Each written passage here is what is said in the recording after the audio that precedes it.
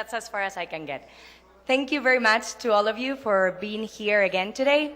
At one point yesterday, after the lovely performance of the band and the dancing crew, I thought we were going to lose a lot of you. I thought you were going to be joining Escuela do Samba, but no, you made it back, and that's exciting. Thank you very much.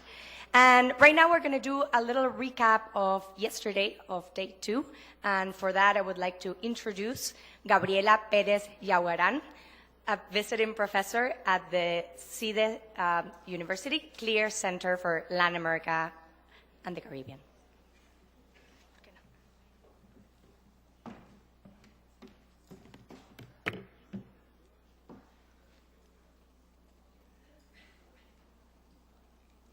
Bon dia, buenos dias, good morning, bonjour. I have the undeserving honor to make the recap for yesterday's session. Making the summary has been quite an undertaking with a great degree of difficulty for me to summarize a full days of interesting presentations, conversations, and interactions. I am sure I will be leaving out many of the interesting contributions made by many of you here, of course. For this, I apologize. But I am sure that many of these contributions will be captured in different mechanisms by which this conference has promoted the interaction among participants. In any case, I have done my utmost effort to come up with a useful and synthetic narrative of some of the most recurrent and salient issues that were addressed during the day. We started the day with an excellent kickoff. Maria Bustelo's presentation. Dr. Bustelo highlighted 6 elements that have an influence on credibility, the main theme of the second day of this NEC conference. If you haven't already done so, I would invite you to read Maria Bustelo's paper for the conference. Summarizing her talk, she presented us with 6 elements that influence evaluation credibility. These are the political nature of evaluation and the political context in which it is developed, stakeholder participation, engagement, and roles, institutions and political systems, evaluation capacity building, methodological issues and debates surrounding evaluations, and communication and reporting. The different panels and plenary sessions approach several or all of these issues. I will highlight some examples. Several of the sessions pointed implicitly or explicitly towards the political nature of the evaluation in the form of the interactions among the stakeholders, but also in the process that different countries are engaging towards building credible evaluation systems. In this respect, several of the questions posed in the 2 discussion sessions dealt with issues regarding how to promote independence from unduly influenced by political actors and guarantee transparency of the evaluation function, and also how to maintain the credibility of the evaluation given sometimes changing political conditions that might affect it. The importance of stakeholder and civil society participation in evaluation came into the discussions very frequently. The need to have different players contribute to the evaluation process in different stages and for different purposes was considered relevant by most participants, particularly referred to the question of credibility. Examples of these were how to incorporate a gender perspective and other beneficiaries' perspectives, or how VOPES can contribute to the strengthening evaluation by collaborating with government to serve with, for example, peer reviews and setting standards for evaluation profession. In this respect, our lunch speakers did a wonderful job summarizing some key points on how can VOPES best support government in promoting national evaluation capacities for development.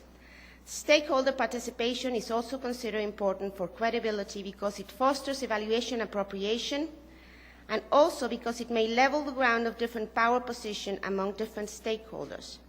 Stakeholder participation is not always an easy task to achieve, and best practices need to be communicated and understood, for example, in how to make the dialogue between government and civil society organizations more strategically and meaningful. As Dr. Bustelo remarked in the morning, complex situations and problems require complex interventions, and evaluations must acknowledge such complexities. Evaluations can be a tool for the empowerment of citizens, and in that sense, it can become an instrument to increase trust and credibility. The independence of evaluations was often discussed, which is the topic for today, sometimes referred to as external evaluations, those not conducted by government, but also the necessity to conform instruments or standards for ethical conduct for evaluators, but also it was argued that commissioners needed to adopt also strategies for capacity building and ethical guidelines. Regarding capacity building, I was drawn to the fact that many participants have pointed to the still fewer scattered formal specific training for evaluators and for people in government. Continuing efforts in this respect are needed. In this respect, VOPEs are and have great potential to continue their contribution with several proposals such as peer reviewing or accreditation systems that can contribute greatly to the issue of credibility. One of the recurring topics was also the aspect of how to assure the generation of credible, robust data for evaluation. Linked to these issues, the proposals heard were regarding more transparency and publication of sources, as well as capacity building within government. But it was also mentioned that there may be trade-offs between transparency and political sensitive data. We need to look further into ways to adequately manage such trade-offs and share these experiences. Communication of findings and fluid communication was also one of the challenges discussed frequently. More often than not, more often than we would like to, findings are not shared or discussed with relevant stakeholders. Evaluations reports need to be made public and inclusive to all stakeholders, but it's not often the case. In the plenary dialogue to the question of what has helped evaluation credibility, several issues were mentioned by the three participants, such as expertise of the evaluation, vigorous and transparent methodology, the adequate questions to be asked in the evaluations, also the issues of ethics and explicit standards for evaluation and evaluators' competencies, stakeholder involvement in an appropriate ways, and the issue of trust. It was pointed out that credibility is not just about sound methods. Other things need to be considered, and there is the need to acknowledge that other things other than methods are important to gain credibility in evaluation. In the plenary session 4, we saw innovations in evaluation. The presentations were about two types of innovations: technological innovations, toolbox innovations, and innovations in creating enabling environment for evaluations. Thomas Windel described 6 innovations that are interesting for our purposes: outcome harvesting, crowdsourcing, data exhaust, intelligent infrastructure, remote sensing, and data visualizations. The participants asked several questions. What are the incentives to use these? How robust are they? How sophisticated? Have they been tested? The kind of data needed? The accessibility of these? How do they compare to classical techniques, etc.? Natalia surprised us all in this session when she started talking to us in Russian, which was very successful in getting our attention to talk to us about innovations in creating enabling environments for evaluations. She described the Eval Partners Innovation Challenge, a very interesting initiative to foster innovative ways to engage in institutional building. 20 projects were received and 5 selected to be supported. Examples of these projects are engagement of parliamentarians in strengthening and enabling environment for evaluation of public policies and governance in Francophone countries, in Francophone African countries, and strengthening the use of evaluation in South Asia with an index for use of results of evaluation. I would personally like to hear more about these initiatives. In plenary session 5, how evaluations influence Brazilian programs, Alejandro Rodriguez Pinto and Cecilia Lairiu talked to us. Unfortunately, we did not have time for Luciana Sardinia and Paulo Giannuzzi.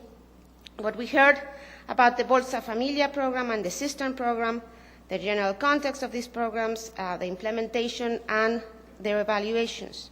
I wish we had had more time in order to learn how the Brazilian experience on evaluation regarding these programs has been, especially because of the great efforts of Brazil since the mid-2000s to institutionalize its evaluation system, and the importance of Brazil in the region and its great potential influence for other Latin American countries. I hope that in today's sessions we have an opportunity to know more about this. Finally, I'm sure that today's sessions will be as rich, as complex as yesterday's. Thank you very much.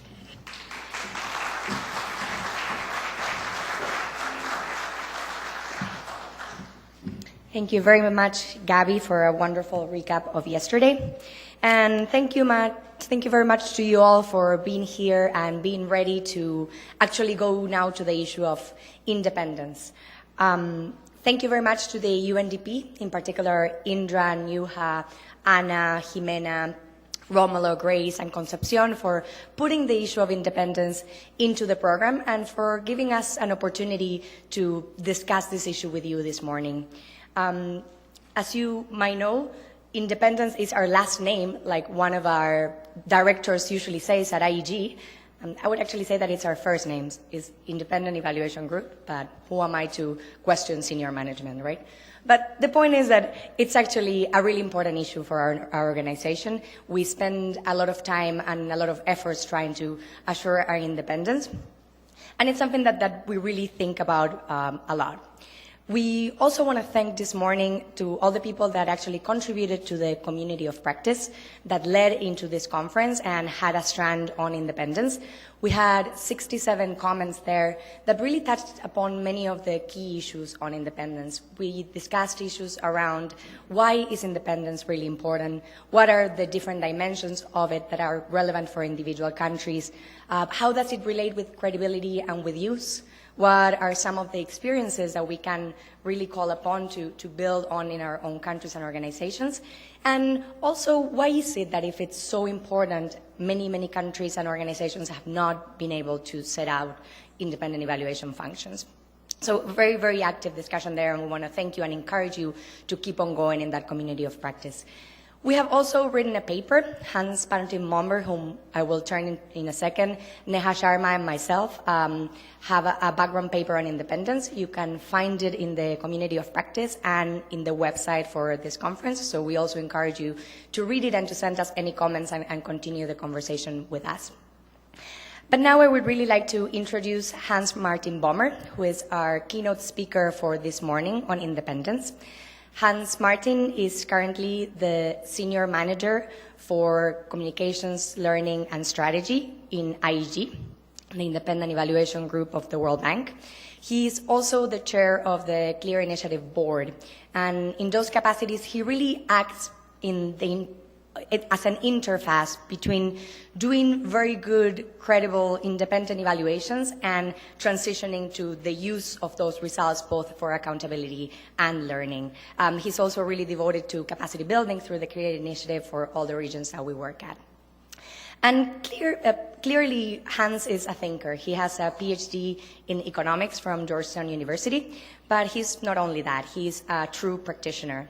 He has worked in international organizations, in the private sector, and with governments. He has very recently celebrated his 20 years at the World Bank, where he pretty much worked in every single sector and region that we cover.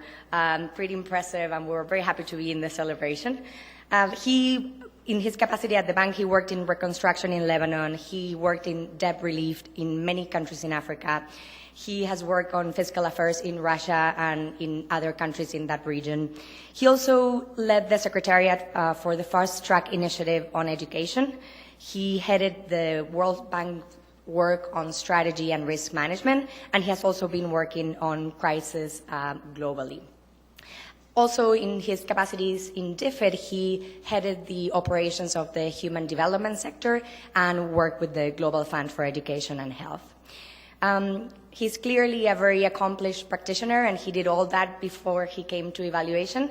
But I would say that the one thing that qualifies Hans the most for his speaking engagement today is that he's an independent evaluator in ice skating. Yes, he's an ice skating judge, and he might even tell you a little bit about it. So please let me welcome Martin Boehmer and Independence and Evaluation.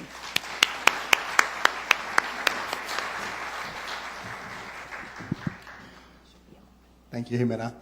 First of all, good morning.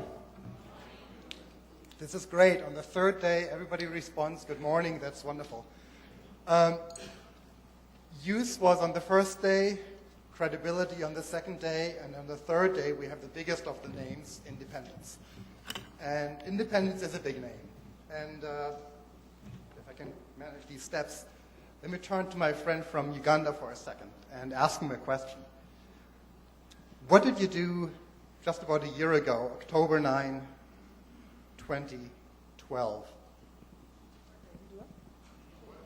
What did you do on October 9, 2012? What did you celebrate? We celebrated independence, Uganda independence. How many years?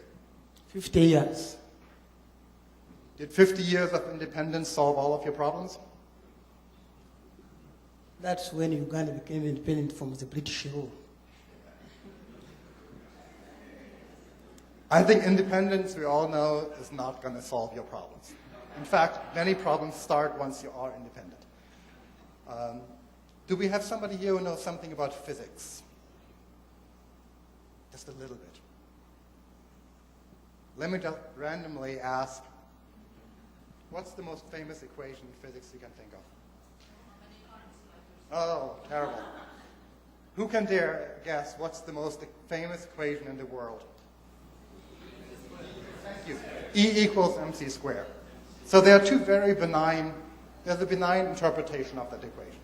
It simply means that if you have a particle with a certain mass and you accelerate it to the speed of light, the energy contained in that particle is simply determined by mc squared. Very simple, benign. Well, the other thing of the interpretation, which is what Einstein got his Nobel Prize for, was you can actually convert one into the other, which means that you can turn mass into energy. And what you get from that is a nuclear reaction and a nuclear bomb. So the learning that took place that he, in his brain actually did, led to an enormous amount of responsibility for what to do with his knowledge. Just keep that in mind. Independence is a really big word. Learning, knowledge, awareness of something carries with it potentially tremendous responsibilities. The only thing I want you to remember when you are done listening to me is one thing. Independence and responsibility need to go together. You cannot separate those two. So with that,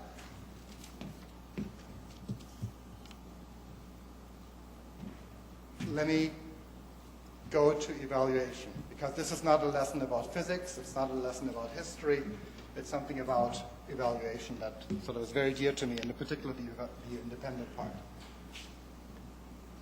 There's one thing about the relationship between responsibility and independence that is, I think, a very characteristic trait of almost everything that we do, which is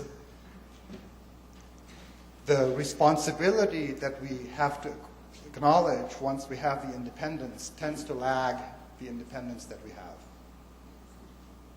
I'm about to have a teenage daughter, and you can rest assured I'm frightened of the thought of her having a driver's license or being allowed to drink alcohol or any other of the things that come with greater independence, because she will not have the knowledge of what it actually means to do those things responsibly.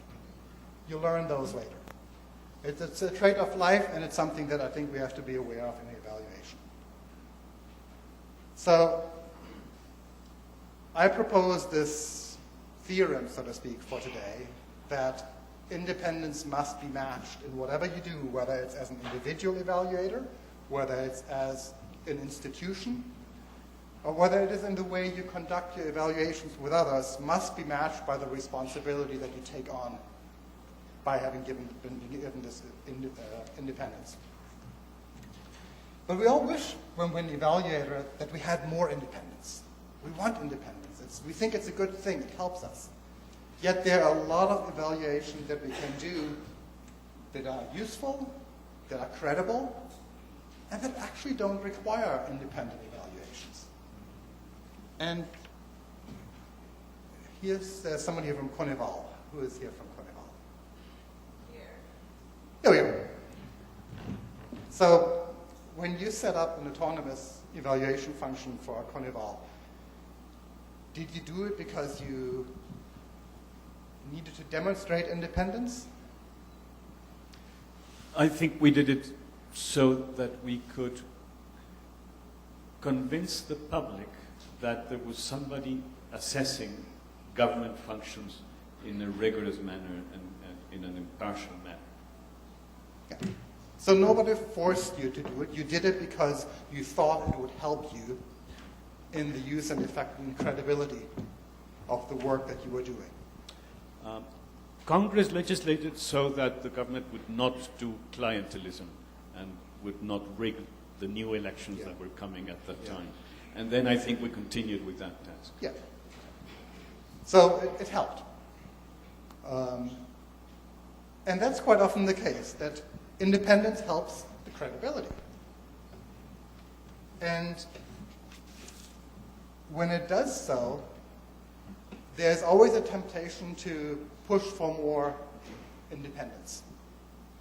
And I would strongly suggest that that's the wrong perspective to take. Don't push for more independence than you actually need for your credibility on your use.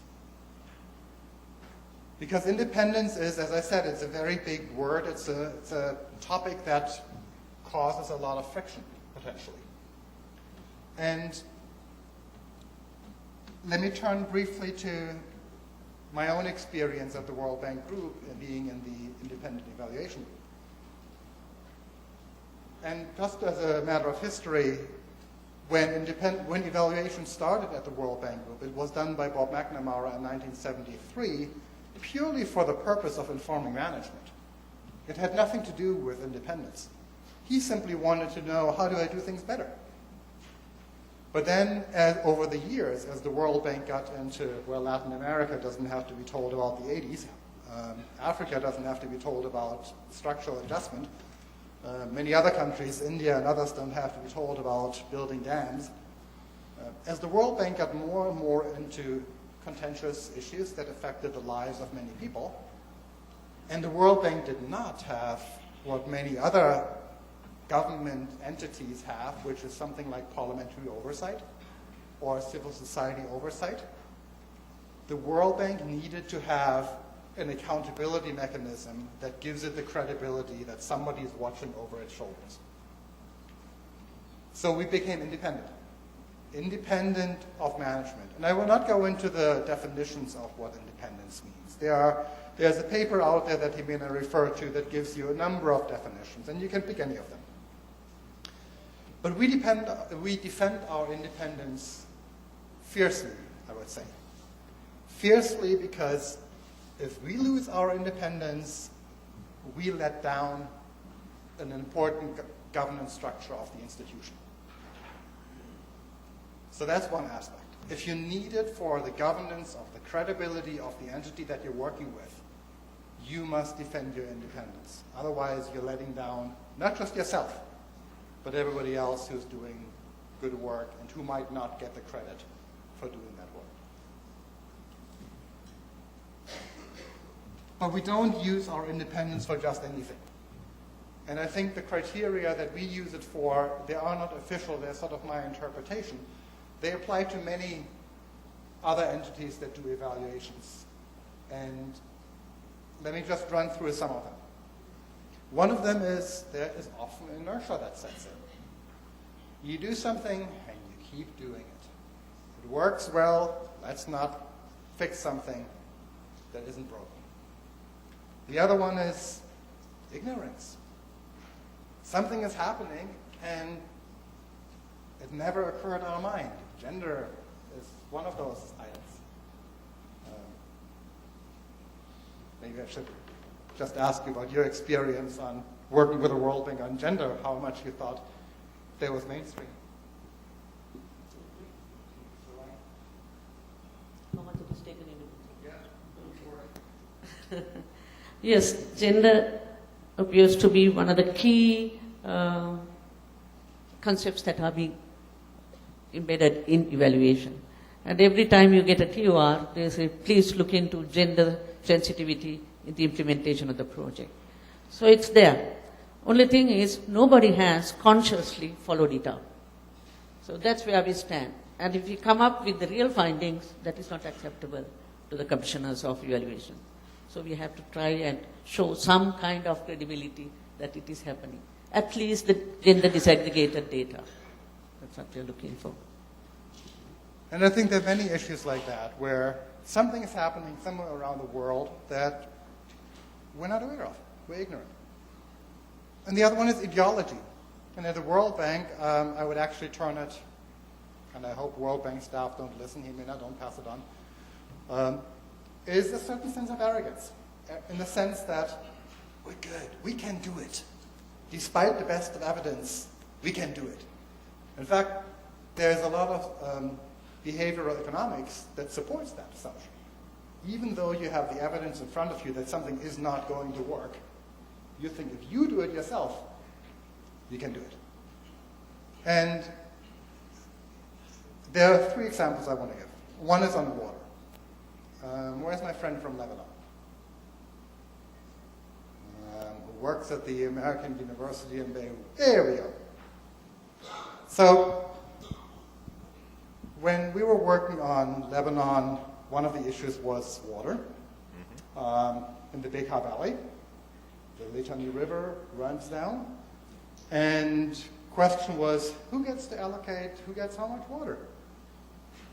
If the World Bank were to come in and impose an answer on how to allocate the water there, what do you think would happen? What happens usually? Start shooting on the World Bank. That's exactly what happened. We had guns, we had shots, and actually these things get very serious, and wars get fought over it. And therefore, when you come up with findings and evaluations, that's one thing. But translating it into recommendations is a very, very different thing.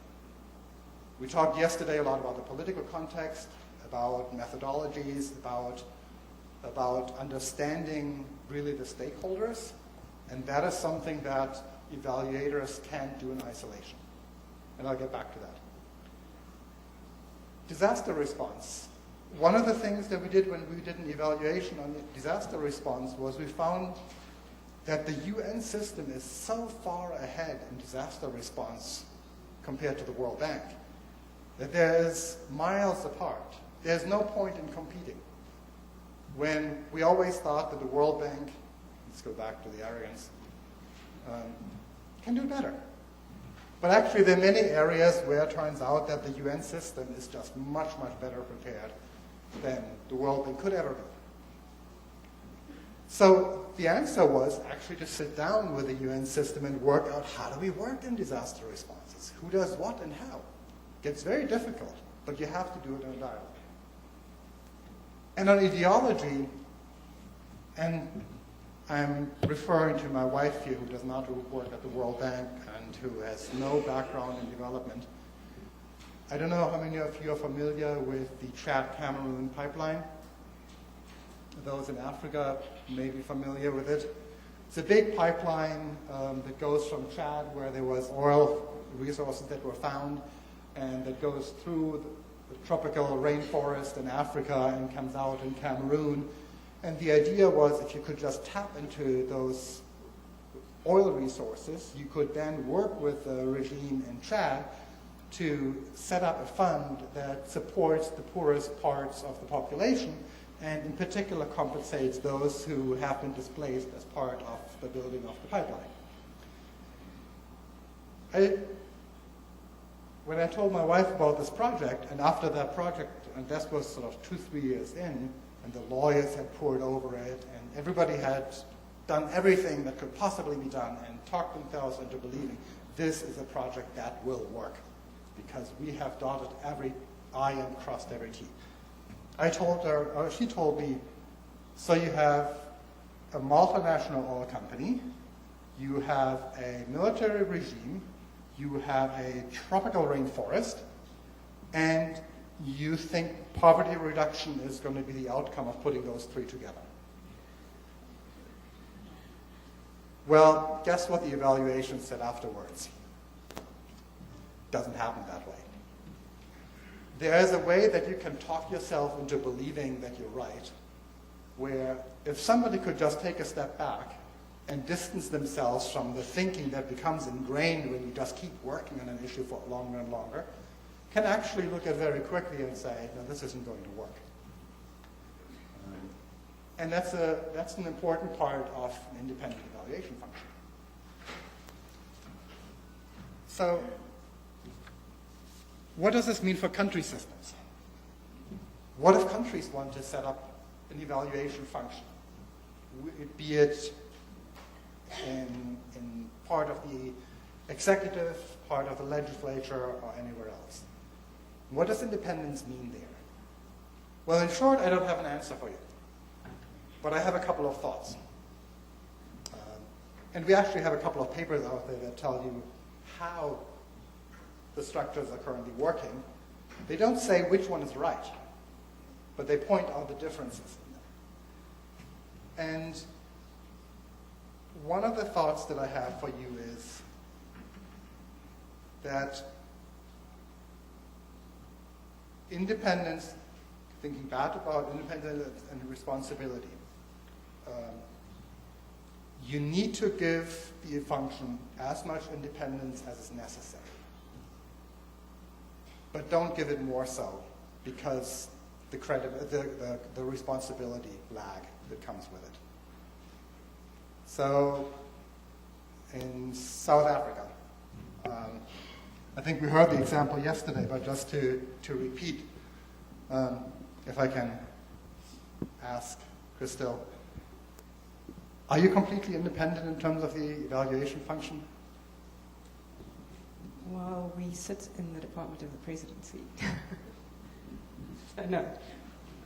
No. But are you somewhat independent?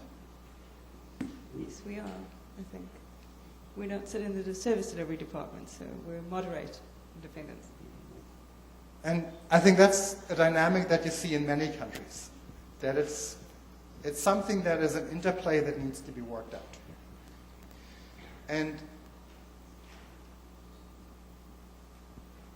one reason why I actually think that independence will never be non-existent or complete is that there's a dynamic that goes back and forth between independence and responsibility. And let me just sort of, in very simple terms, explain what I mean by that.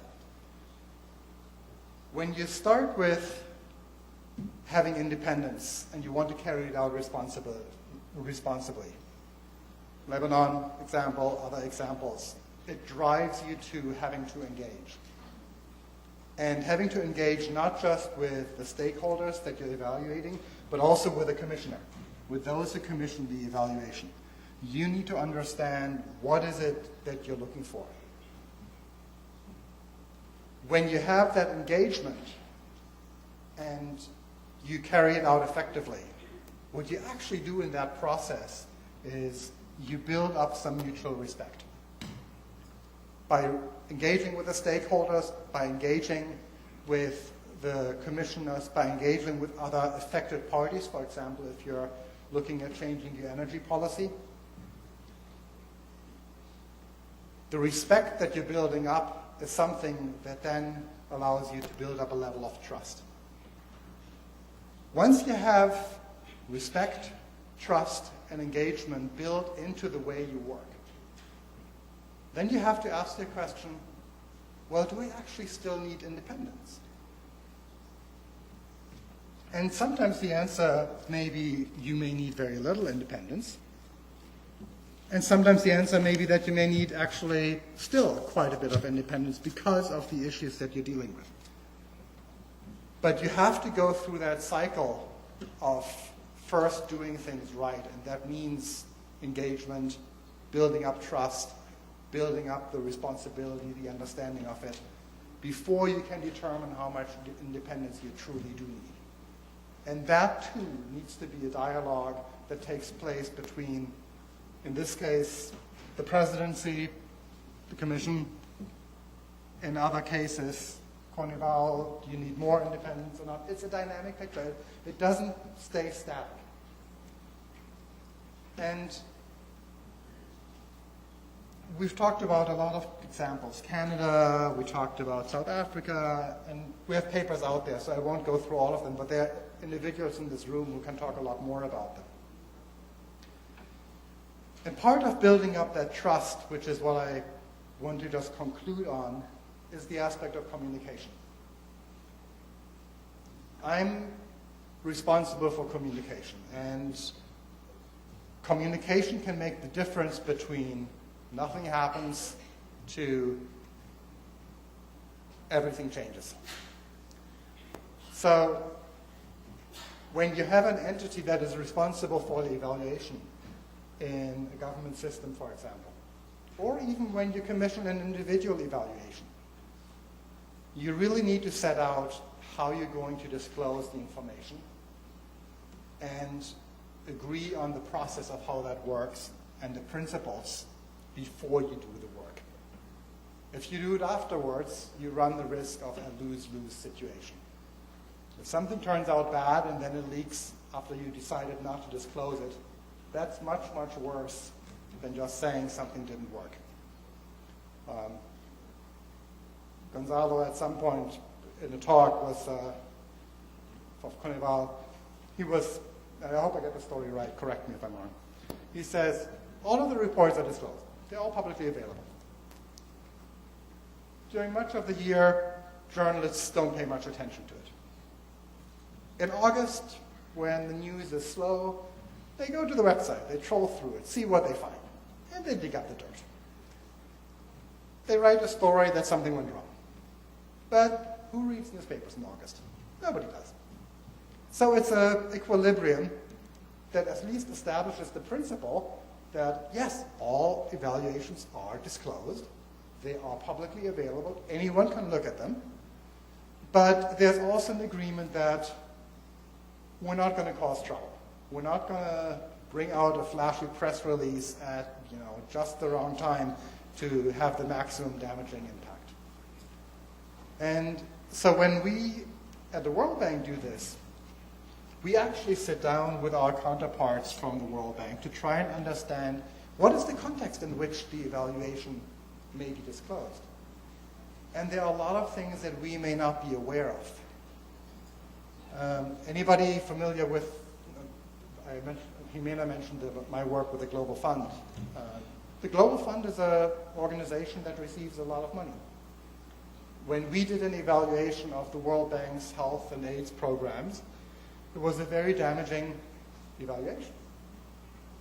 And at that point, nobody in external affairs told us that there was a concerted campaign to divert resources from the World Bank to the Global Fund. So when we brought out this evaluation, and journalists contacted us because the NGOs were very much on this bandwagon, we had no idea. And anything that we said was basically used towards writing a story. The Global Fund makes better use of the money than the World Bank does. When that is not at all what an evaluation, we never looked at the Global Fund. So that comparison could never have been made. But we didn't have that trust. We didn't have that relationship that allowed external affairs to share their concern with us in how the report is disclosed.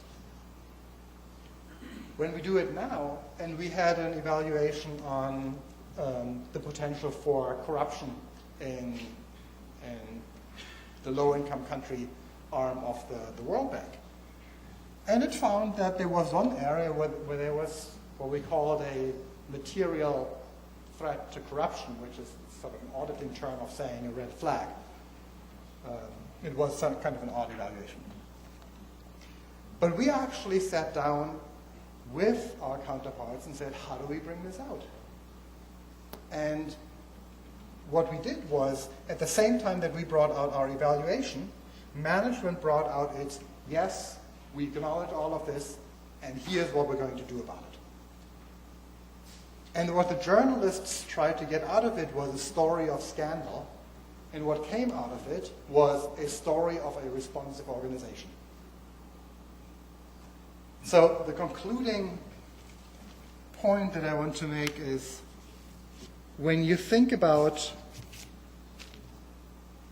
communication, the responsibility that comes with evaluation and independence, ultimately your responsibility is not to please those who commission the evaluation. Your responsibility is not to sort of tell the right story. Your responsibility is to act responsibly in the best interest towards the goals of the entity that you're part of. If you're part of a government, if you're part of an institution, If you're part of a civil society organization, you have a responsibility to act in the best interest of the goals of that institution. That sometimes means saying the things that aren't working.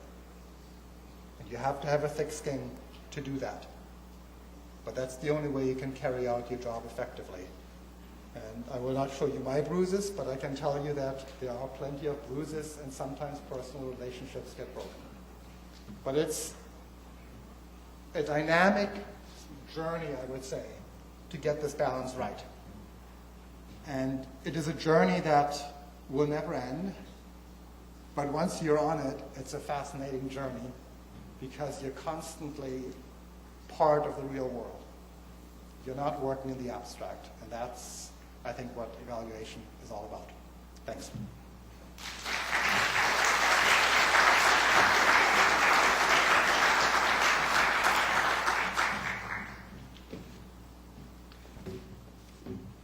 Thank you very much for your provocative presentation, Hans. And we are now going to open it up for questions. So there are going to be people passing around the microphones. I see Santosh first, and then there are Juha, and there are Charles, and a few others. So we're going to collect about 3 or 4 questions, and then Hans is going to reply, and then we're going to get back to you. Hans is finding something to write with. So if you want to, who has the mic now? Santosh, you do. Perfect. And please, when you're about to ask a question, introduce yourself as well. My name is Santosh Mehrotra. I head the Research Institute of the Planning Commission. And I have 2 questions, Hans. First, let me congratulate you. I think you spoke very, very well about the notions of trust, engagement, respect, underlying independence and sort of reinforcing independence. And without them, you can't really have that. But let me put the first question is about the World Bank, specifically. About 2 years ago, Gonzalo, myself, there were a couple of other people, the World Bank invited us to prepare a short paper examining the possibilities, examining the criteria, or what criteria there could be when an impact evaluation will be used or not for IDA projects, because IDA had just received a massive replenishment, and donors had asked essentially the World Bank to determine what criteria should be used, because you have a very large number of projects in portfolio, and so where should impact evaluations be used? Now, a question that was going through my mind all the time when we were working on that paper was the following. You're going to, this is IDA's lens to low-income countries. It will be borrowed money which will be used to do the impact evaluations. The impact evaluations are not cheap. Now, you will presumably hire either of 2, either an international organization to do the impact evaluation or a national one. The international one will have difficulties in regard to establishing trust, engagement, respect, because of particularly engagement. And it will be treated as with a certain degree of distrust, if anything, by the national government. On the other hand, a national organization would face the problem. Suppose we come up with results which don't go down well with our government. We are seen as the best. Obviously, otherwise the World Bank wouldn't have chosen us. Next time we're never going to be shortlisted. How do you deal with this kind of problem in the bank? Question 1. Question 2 is actually about India. As you know, you've asked me to do the India paper in the for the IEG, the ECD series. You have the Mexico, the South Africa paper. Which is coming in a few days. It's going to be out in a few days, and we're going to distribute it. Okay. Thanks, Helena, for that. One of the things I was struggling with, which I think Nidhi and all of you are aware of, is we've created the Independent Evaluation Office. It has just literally come into existence. It only has a CEO. It doesn't have anyone else in it. One of the questions that I was struggling with it was this, and we were struggling with it because I was involved in the design of it in the last about 3-4 years ago when it was being conceptualized, is how do you, and you did refer to this issue actually, how do you balance independence on the one hand for an institution like that with influence on the other. You know, independence may be at the cost of influence. So the way we've struck a balance is that the Independent Evaluation Office CEO is at arm's length from the Planning Commission. Now, the Planning Commission is the Planning Ministry, but it's at arm's length.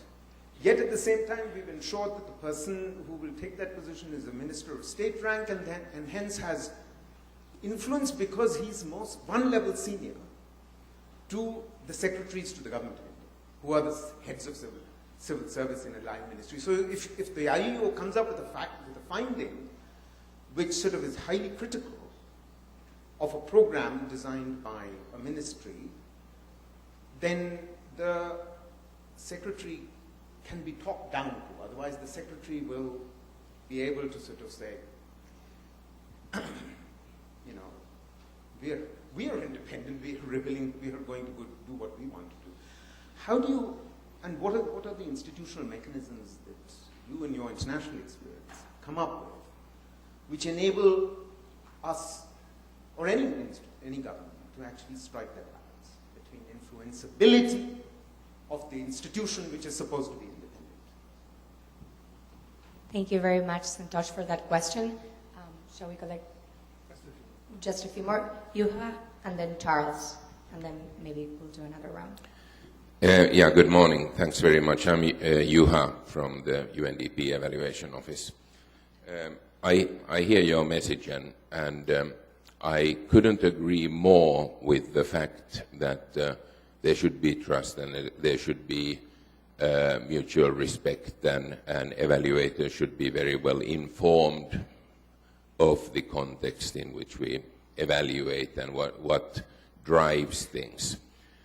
And I firmly also believe that credibility for organizations, I don't mean evaluation, I mean the organization itself, comes from transparency, and it comes when you have a critical evaluation and the organization then responds and says, look, we have looked at ourselves, we haven't been performing well, so here is what we are going to do.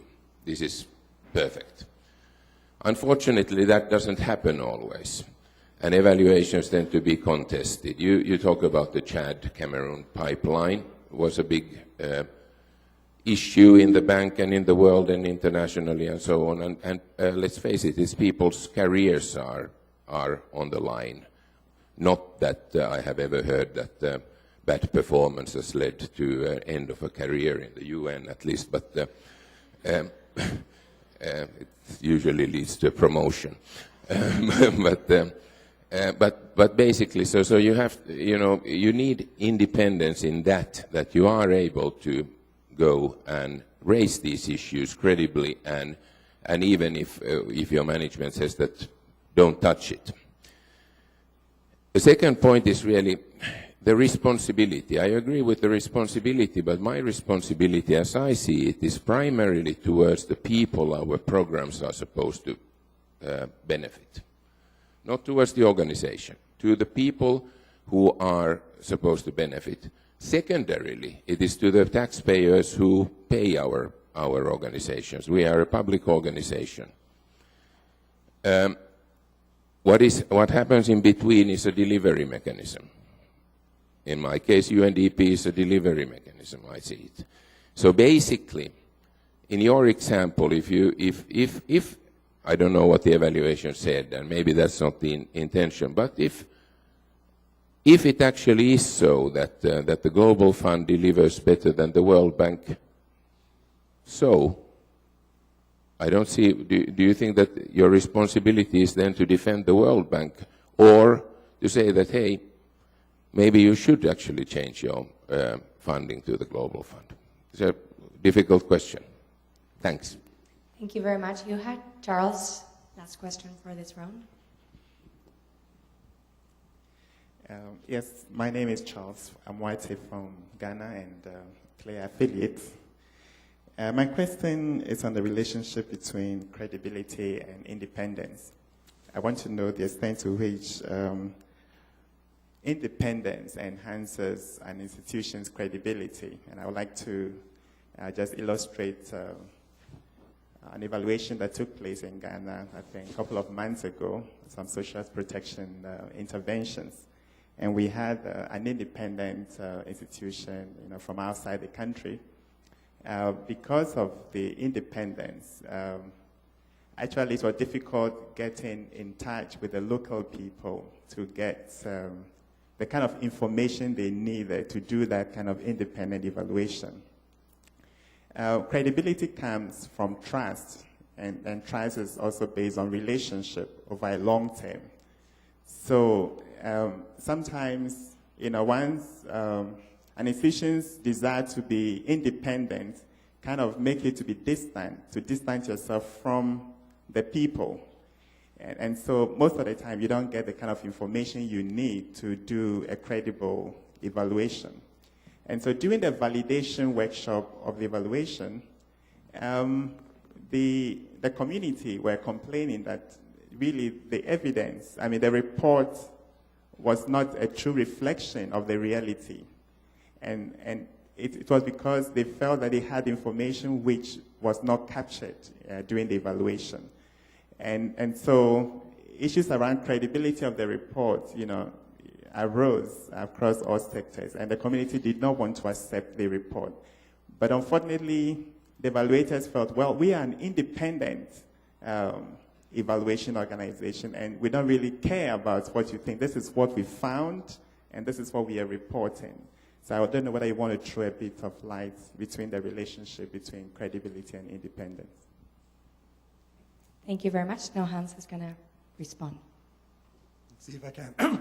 First of all, let me just say that the World Bank isn't perfect, and the way we do evaluations isn't perfect. Let me start with Charles' questions, which on the link between credibility and independence. Independence and disengagement or distance leads to poor outcomes. If you do have independence, you need to almost be driven towards more engagement, because that is the only way that you can actually avoid exactly the outcome that you refer to, that then later on when you look at the evaluation, you say, but they didn't look at the right things. And this goes back to Sentor's question, and how do you strike that balance? Do you take somebody from the outside, or do you take somebody from the inside? What we do is, I think, a suboptimal solution, which is we tend to rely much more heavily on outside evaluators because of concerns about consistency with the methodology. We don't have the confidence that using local evaluators, that the methodology would be the one that we would use. Now, I think that is a shortcoming. It's a shortcoming in the sense that who is to say that our methodology is exactly right? Who is to say that it is not worth, as part of capacity development, to spend a little bit of extra time to engage with the local institution to come to common ground on what is the right methodology to use, and through that process have actually more of a joint team that can bridge both the independence and the engagement. There are many countries who come to us and say, not exactly can we do joint evaluations, but can you embed in your evaluation local evaluators that are not affiliated with a program that is being evaluated.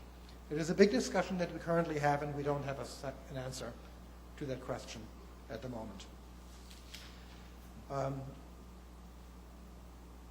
Careers are on the line. They are, and they're protection mechanisms. First of all, I think you're right. In multilaterals and multinational organizations, you hardly ever truly do get fired. But I think, as we heard earlier, in organizations where the evaluation departments are staffed with staff who rotate through the organization, it can be held against you if you come out with an evaluation that is seen as very critical. And there certainly are instances of that nature. What we've done is We have HR mechanisms where we have the prerogative to override the institutional human resource decisions when it comes, for example, to promotions, when it comes to protection of the individuals. They don't necessarily always work, but they do give a certain protection. We also have recusal policies and reentry policies that avoid that you evaluate an area where you're subsequently looking for a job. Both conflict of interest, but also to make sure that even if it is a hard-hitting evaluation, your next job will be in a different area. And they won't care about what you've done. In fact, they may see it as a benefit. So there are ways to get around it, but it is an issue that needs to be managed very carefully. The balance between influence and independence and the issue of being one level senior, there needs to be a high-level champion for evaluation and the independence of evaluation. In the case of the World Bank, the Director General is at the rank of a senior vice president and sits therefore above what would be the equivalent of the secretaries of departments. And it makes a difference. It makes a difference in the dialogue. So these institutional settings, they do matter. There are probably other mechanisms in which we can achieve them, but having that authority, not that it guarantees that you have the influence, but it buys you the entry ticket, so to speak, to have that influence. People begin to take you seriously. In other organizations, I know Director Generals have fought very, very hard to get to a rank of that level. And I think anybody who is thinking of setting up an entity like that, in South Africa it's because it's in the presidency, in Uganda it's because it's in the presidency. And that comes with authority. Now, if the presidency changes and it were no longer a priority, it falls by the wayside very easily. So, again, this is not an end point. It is always going to be a journey of finding that right balance, but your point is very well taken. Thank you very much, Hans. Additional questions? Here at the front, the lady in the white coat. One hand up there, and David. Okay, the name is Beverly Best. Just two quick questions. One, can independence be achieved in self-evaluation? The second question is independence really critical if there's a weak evaluation culture? Or probably put another way, is there a direct relationship between independence and the evaluation culture that exists? Or the importance of independence and the evaluation culture that exists. Thank you. Thank you very much. The lady at the table in the back.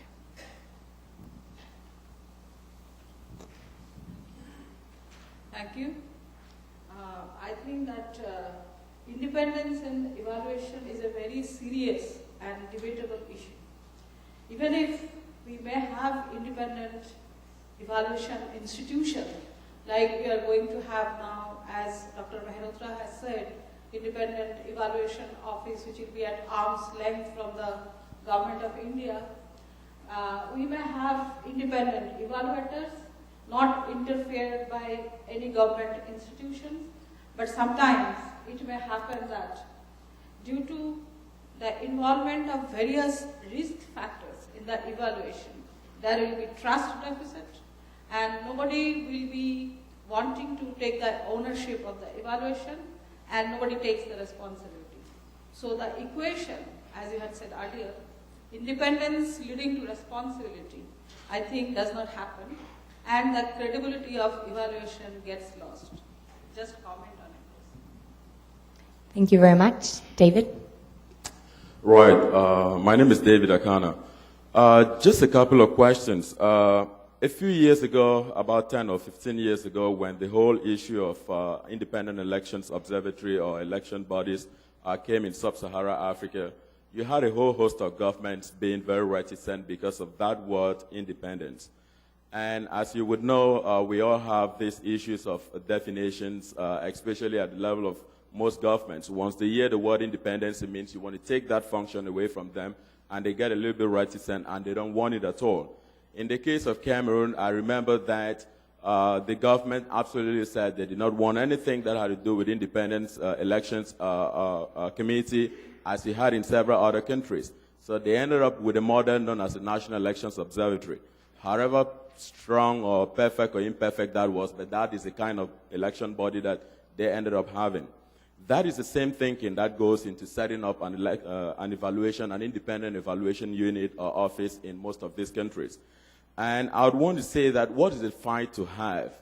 Is it to absolutely insist that you must have independence and then there is nothing going on and the projects just keep going with questionable legitimacy, or get something that meets the needs of those who are in power at that point and move on, giving that basically that's the question. Thank you. Thank you very much. Dave, do you want to take them now? I can't handle more than 3 at a time. Let me again go backwards. It's the easiest to remember. It goes back to, I would say, the lag of responsibility for evaluations. If you haven't built up the awareness of the responsibility that comes with getting the independence, it is very hard to expect that somebody will just simply hand over independence to you. And that is a long process that takes some time. There are very few countries who immediately leap into having a truly independent function. I can't think of anyone actually. So it is a growth process that needs to take place. It doesn't always take place, you're absolutely right. And sometimes that trust breaks down and it goes nowhere. We certainly had instances of that, as I illustrated in one case, where that trust didn't exist. And in that particular case, it took 4 years to rebuild that trust. It's very easily broken. The question on independence in self-evaluation, well, the easy and simple answer is you can't have independence in self-evaluation. I don't quite buy the argument that if you just have the perfect methodology, then it's as good as having independent evaluation. In part because part of the independence is who says what question to ask. And that comes before you determine what methodology you're going to use. And you have to have some independence in doing that. The more difficult one is the relationship between independence and the evaluation culture within the institution. Speaking of my own institution, there is we refer to it in slightly glib terms. The World Bank is a learning challenged organization, meaning that self-evaluation systematically is the weakest component of project evaluation. So there's a lot of good documentation, but the use of monitoring and evaluation systems, and therefore the actual explicit learning involved from self-evaluation, is very, very low. And so what we do is we provide an incentive. And the incentive is basically to say, we will look afterwards. We won't do an evaluation on every project, but we will check whether you've done that. We will check whether you've actually used it to learn something. Now that's something that is very difficult to do because we're talking about, just like at the GAO, hundreds of evaluation reports coming in, and you can't really do justice on all of them. But when the number drops below a certain level, our board takes notice. And I think with the new president coming in, one of the big issues was how do you turn the organization around into a learning organization? But it has to come to a point where there's a generalized recognition that the self-evaluation culture is inadequate for the purposes of the organization. And that reminds me of one question that I hadn't answered, that you felt that UNDP is an intermediary between the taxpayer and the people who are supposed to benefit. What I was hopefully saying, and certainly tried to say, was serving the goals of the institution, not the interests of management. There's a big difference. And the goals of the institution are hopefully set by the taxpayers together with the beneficiaries. And if that is the case, then you ought to serve the goals of the institution. Thanks. Thank you, Hans. We have a few more hands up. Gentleman in the first table, then Mohammed in the back, a gentleman in the back, and a lady in the front. Thank you. Good morning, everybody. I'm Jigme Rinzin, a member of parliament from Bhutan. To be honest, I'm not an expert on evaluation. It's not a question exactly, but sort of my views I would want to share here, and what I expected from Hans's presentation. I'm a member of parliamentary forum as well. So what we are intending to do is, the forum's ultimate objective is to create an enabling environment for evaluators in our countries to carry out their evaluations independently with credible report, so that the users can use it with faith on the report. I would like to think when you talk about independence at probably two levels, at individual evaluators level and at national level. If it is at individual evaluators level, I would tend to think in terms of ethics, code of conduct, how you really carry your evaluation, so that your reports are quite credible. At the national level, when you talk about institution, I would tend to refer to opinions shared by our colleague from India, Santosh and Charles, on possible interference from other agencies. We would want to have a legitimate institution which is authorized by legislation, which has that power to carry out evaluations in the country. So I don't know how I can really relate to what we have been discussing just now. Trying to match with the parliamentary forum's objective to create enabling environment, I always tend to think, how do we give independence to evaluators? We should give legal support, moral support, and legitimacy. So from that angle, maybe we need to, I would love to hear some opinion from others, if we can give independence to the evaluators through legislation. Thank you. Thank you very much. I'm going to ask you to be very brief in your questions or comments because we're running out of time. So, Mohammed?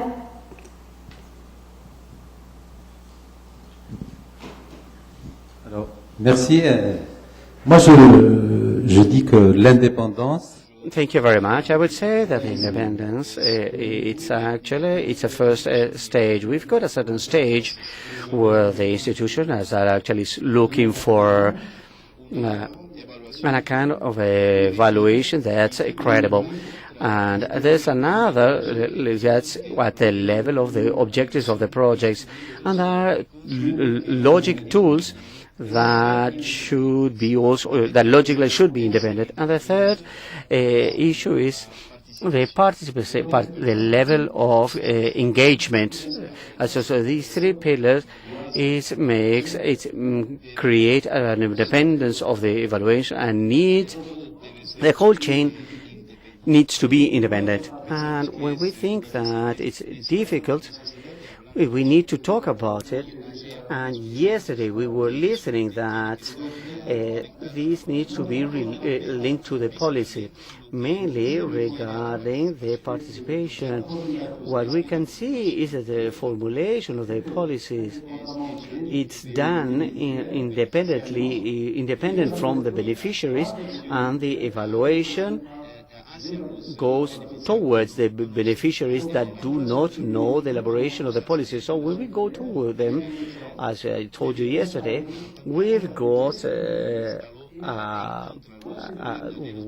we see a whole thing that was installed against the beneficiaries, whether NGOs and associations that actually took the place of the politicians and the authorities with an interface.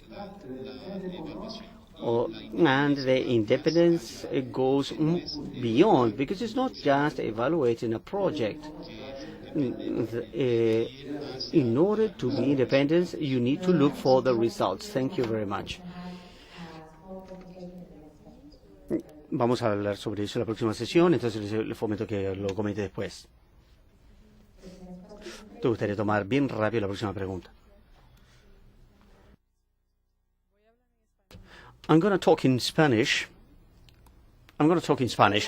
Sometimes it's difficult to believe for me that regarding the independence of a certain evaluation, mainly because when you've mentioned about regarding responsibility and trust, when that decision of that evaluation that should be independent actually affects us, a sovereign. Por ejemplo, la sociedad civil se ha levantado contra el gobierno, y lo digo por un proyecto que fue evaluado hace unos meses. No voy a mencionar nombre porque sé que puede haber aquí.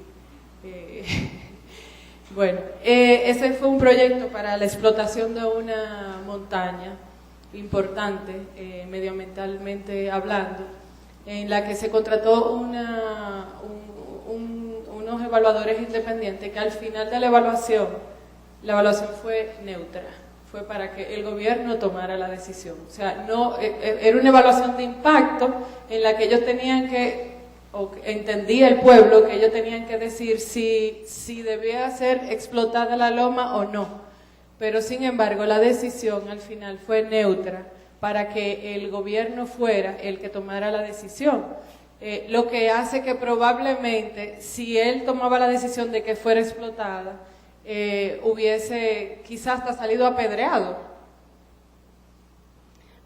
Muchísimas gracias, Iber. Australian gentleman in the back, and we are going to be done with questions so that Hans has a little bit of a chance to respond.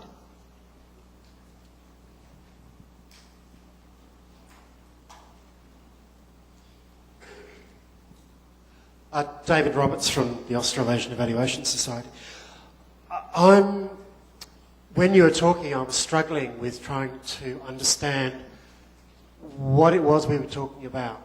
And it occurred to me that we've taken this word independence and we're treating it as something that's valuable in its own right.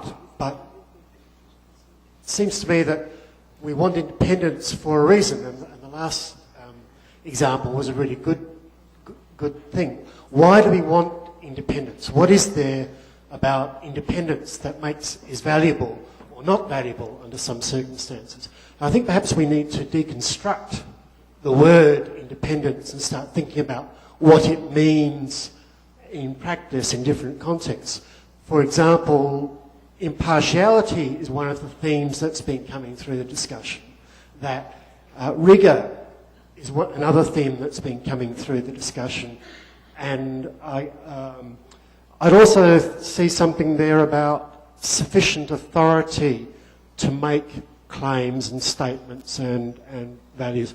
So there's a range of different things that have been coming through, and I think perhaps independence is the fear that the reason we argue for independence is the fear that we might lose some of those other values. We have just one very quick comment that apparently I missed in the back. Yes, Anne Bramwell from the Caribbean Development Bank. My question is more in relation to the comment you made about self-evaluation. Yes, it doesn't work, but how can we make it work, especially if you're looking at it in the context of learning? We're talking about people don't have capacity, building capacity. Yes, I understand on the independent side there's value, but for a lot of countries, you need to build that capacity, and therefore in the self-evaluation aspect of it, how can we make it work? Thank you very much. Hans? We're out of time. I wish the answers were that easy. I hope with my presentation I provoked a lot of thinking, because I think independence has to be dissected. It has to serve a specific purpose. You're absolutely right. It doesn't stand on its own legs. Now, independence of evaluation, any evaluation, does not replace a functioning interplay between citizens, their elected representatives, and effective government and the branches of government. So if the evaluators come out with a finding that allows the government to take whichever decision it wants, because it comes out, you can go either way. I don't think you can expect the evaluator to necessarily take policy decisions that simply cannot be backed up by the evidence. We had certainly cases where one could genuinely go with two different systems that wasn't environmental safeguards. And what we simply said was there needed to be a process, and there was part of the recommendation of what that process ought to look like to develop what the answer is. Now maybe that could have been one of the outcomes in Spain, that the evaluation actually comes out with a process. And that leads to the whole discussion around the merits of recommendations coming out of evaluations, the follow-up to evaluation recommendations, and who actually watches what happens as a result of those recommendations. I wish I could answer all of the questions, but I really do think we're out of time. I'm being told to cut it out. So we will have more discussions today on independence, where we can get into some of those questions. I'm sure there will be much, much more to discuss and many, many different views. And I'm not saying that any of the views that I've represented are the answer. I just hope that they stimulated the thinking and got us off to a good start for our third day. So thank you.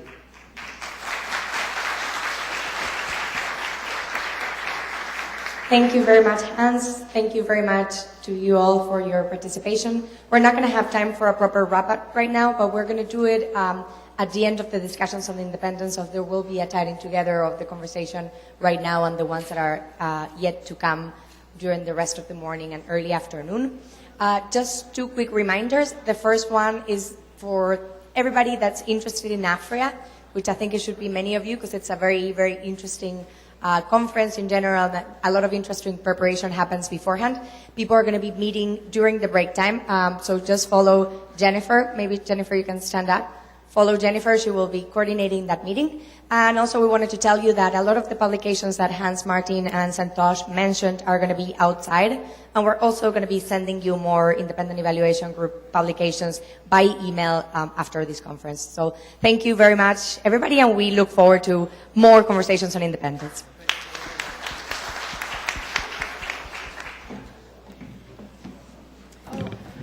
Hi, I just have a quick announcement. I ask the colleagues that have the recorder, the voice recorders that we're using on the table, that after we're done with the solution forums, for you to please give it to me or to Jimena Rios, so we can have all the information uploaded in the system. I also need to tell you that at lunchtime, please, let me have your attention. This is really important. At lunchtime, you will see in the hall going to the restaurant a number of sheets glued to the wall. These sheets have draft proposals of commitments and actions that we've discussed in the solution forums. So what we will need is for you to put your name and country if you're willing and able, interested in contributing to that particular commitment. So there will be one per page. Put your name and country so we can continue to engage with you on the next steps for those commitments. Okay? Thank you.